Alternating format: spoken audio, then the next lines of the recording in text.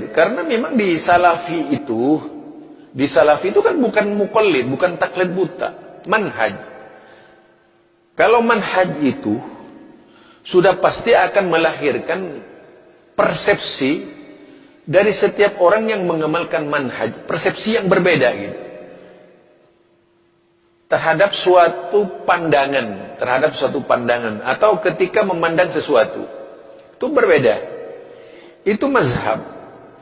Dan tidak harus sama, misalnya Ustadz Firanda dengan Ustadz Yazid, Ustadz Firanda dengan yaitu siapa, Ustadz Khalid Basalama atau Ustadz Syafiq Basalama atau Zulkarnain Sanusi. Ini ambil yang sekarang-sekarang ya.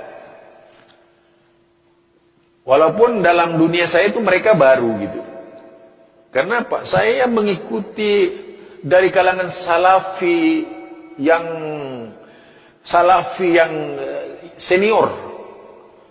seniornya itu. Yaitu seperti Ja'far tadi. Seperti As-Sewits itu ya. Ahmad Faiz, banyak itu. Kalau saya hitung tokoh-tokoh salafi ketika itu. Kemudian yaitu tadi Yazid Jawas, Abdul Hakim Amir Abdat itu ya. Kalau kita lihat, kita tahu bahwa Abdul Hakim Amir Abdat ini seorang penterjemah dan karyanya cukup banyak, menterjemahkan berbagai macam kitab-kitab Syekh Albani. Itu luar biasa ya. Ahlinya penterjemah. Dan bukunya itu beredar di berbagai pustaka buku di Indonesia, terutama di Jakarta itu. Seperti di Gramedia dan sebagainya, atau di toko Wali Songo dan sebagainya. Bukunya laris banget itu. Yaitu menterjemahkan hasil karya muhaddis Syekh Nasiruddin Albani. Dan berbagai macam kitab karya. Nah, kalau melihat juga itu seperti Aunur Rafiq yang ada di Gresik. Kemudian teman-temannya yang lain, saya sangat mengenalnya. Kalau di Indonesia Lajnah Khairiyah Mustarokahnya itu, kalau tidak salah pada waktu itu dipegang oleh Zawawi bin Nawawi itu.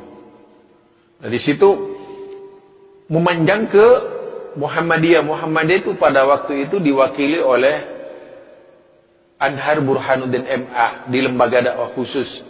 Sebelum kemudian beliau meninggal setelah muktamar di Aceh itu ya. Kemudian juga Bukhari Muslim. Saya mendengar beliau juga sudah meninggal dari Persis, Biro Luar Negeri Persis. Ya, kemudian dari Al-Irsyad itu adalah Yusuf Baisa tadi. Nah, bertahun-tahun, bayangkan dari tahun 89 sampai 2022 ini tidak seorang pun dari mereka yang menjadi teroris. Bayangkan itu. Bahkan dari seluruh perjalanan salafi ini, dari tokoh-tokoh yang senior-senior ini sampai kepada sekarang adik-adiknya, tidak pernah terjadi huru-hara bom bunuh diri di Salafi itu. Berarti gugurlah tuduhan yang dilakukan oleh Sufyan Ats-Tsauri dan tuduhan yang dilakukan oleh Islah Bahrawi itu. Gugur tuh. Atau gugurlah tuduhan yang dilakukan oleh yaitu Idrus Ramli atau lain-lainnya, atau siapa saja yang mempersepsikan Salafi itu cikal bakal teroris. Jadi semuanya salah itu. Bayangkan sekarang, dari taruh saja mulai dari tahun 90 ke tahun yaitu ke tahun 2000, itu kan 10 tahun. 10 tahun, selama 10 tahun saja tidak ada seorang pun dari mereka yang mengikuti kajian-kajian Salafi menjadi teroris. Ini ilmiah ini. Jadi tidak ada seorang pun dari kajian-kajian Salafi selama 10 tahun itu jenjang waktu 10 tahun menjadi teroris. Tidak ada seorang pun. Jelas di sini terjadi yaitu tali benang mirah yang tidak bisa dihubungkan antara Salafi dengan teroris yang muncul yang dilakukan oleh Imam Samudra dan sebagainya itu.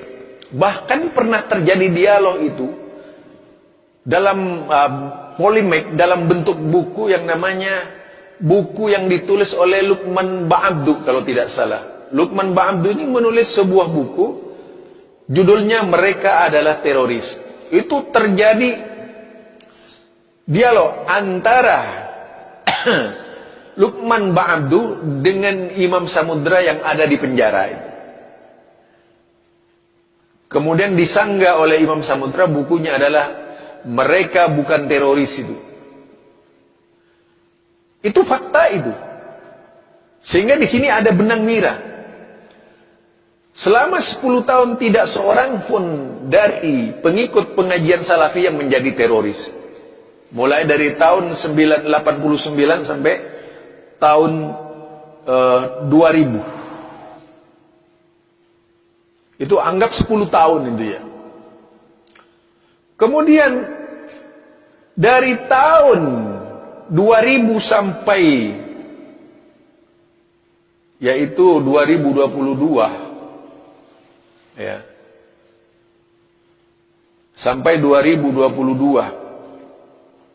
90 sampai 2022 itu kan berarti sekitar 2010 10 tahun 2010 berarti 10 tahun menjelang itu juga tidak pernah ada terorisme yang lahir dari Salafi. Bayangkan, berarti dusta mereka itu yang ngombar-ngombar bahwa cikal bakal Salafi itu ada, cikal bakal terorisme itu adalah Wahabi gitu. Jadi ini pembuktian ini. Kemudian dari 2010 sampai 2022 sampai sekarang ini tidak ada seorang pun Salafi yang terindikasi teroris. Berarti 32 tahun. Selama jenjang 32 tahun tidak seorang pun dari teman-teman Salafi yang menjadi teroris. Tetapi yang diangkat dan dibicarakan oleh mereka adalah yaitu sekitar ya kajian-kajian terkait dengan tauhid. Kalau berbicara soal TBC, Tahayul Bid'ah Khurafat, sejak tahun 1912 itu sudah ada. Bahkan jauh sebelum lahirnya Syekh Muhammad bin Abdul Wahab sudah diangkat masalah TBC itu. Mengisi dunia. Jadi tidak aneh bagi saya itu kalau ada usaha untuk membungkam gerakan dakwah Salafi ini yang memang benar-benar hebat gitu ya. Gerakan dakwah Salafi yang kemudian melahirkan berbagai macam organisasi. Kenapa saya katakan gerakan dakwah Salafi? Ya, Kiai Haji Ahmad Dahlan itu adalah seorang Salafi dia, karena mengikuti manhaj salaf gitu. Tidak seperti dugaan-dugaan dan sangkaan-sangkaan mereka.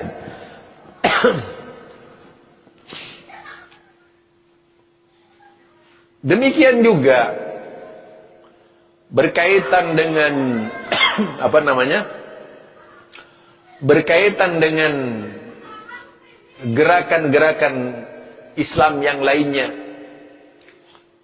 yang ternyata jika kita telusuri dari teman-teman Salafi itu seluruhnya,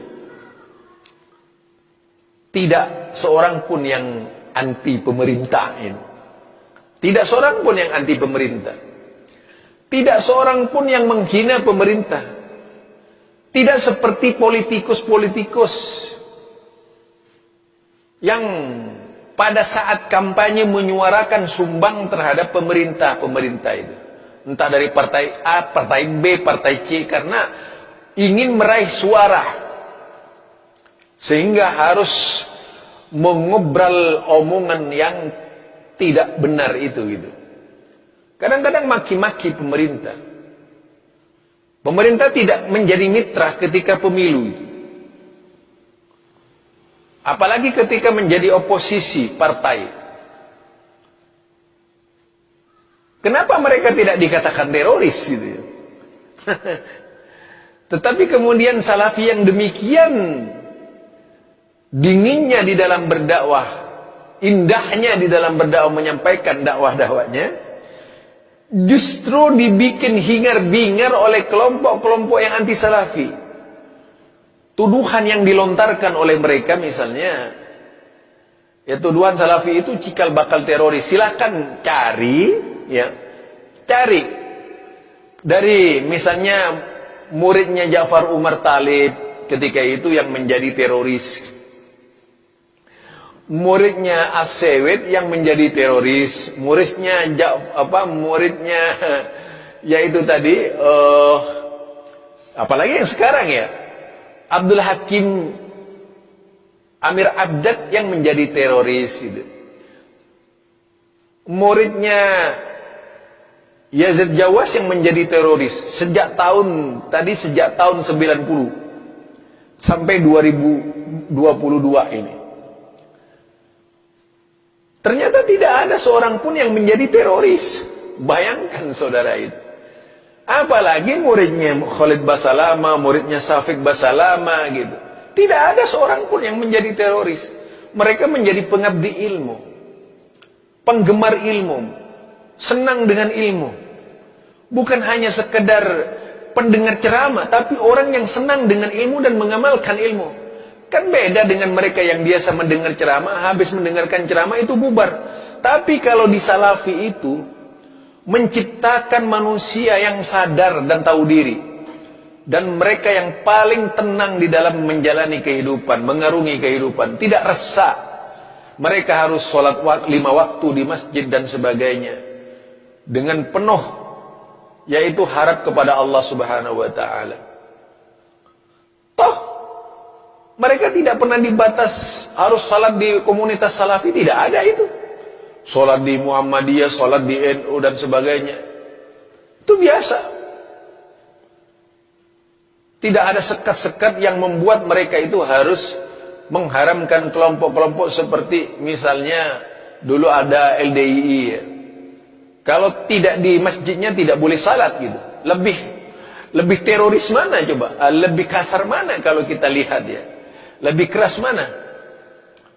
Demikian juga dalam jemaah Syiah itu. Karena memiliki syariat tersendiri Syiah ini. Beda sekali dengan cara Islam. Tapi mengapa kemudian hanya Salafi yang diobok-obok oleh mereka itu? Jadi bukan masalah terorismenya lagi itu, masalah coupling.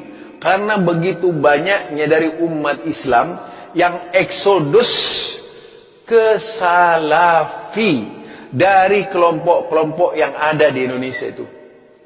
Perkembangan Salafi inilah yang sangat ditakuti oleh mereka.